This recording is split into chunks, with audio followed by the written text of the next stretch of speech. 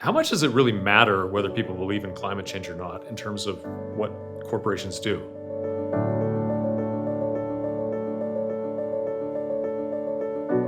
We looked at this using a panel of facilities across the United States over many years, and we found that it matters a lot. Where people believe in climate change, emissions drop precipitously compared to where people don't. So I think this research is important for a couple of reasons. The first one is that we focus a lot when we're thinking about climate mitigation on issues like laws we can pass, local regulations, efforts that shareholders can bring against companies. And those are all really important. But what we sometimes lose sight of, or what we might think of as cultural indicators. And here we looked at those. We looked at how much do people in a given county in the US really care about climate change. And we find that those really matter, and they might actually be a precursor to the more formal mechanisms.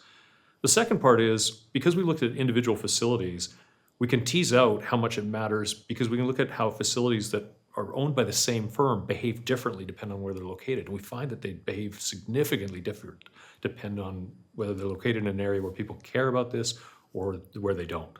I continue to be obsessed with this issue of corporate climate emissions. I mean, we only have a short period of time to really make progress on this, and right now progress has been pretty limited.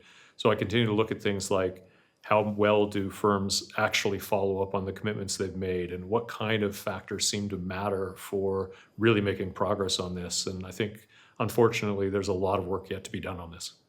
So I think there's two pieces to how the current geopolitical environment might affect this research. One is just data availability. The US government has made it pretty clear that they're going to stop collecting and reporting on some things, making it harder for researchers and stakeholders to really be able to delve into what companies are doing.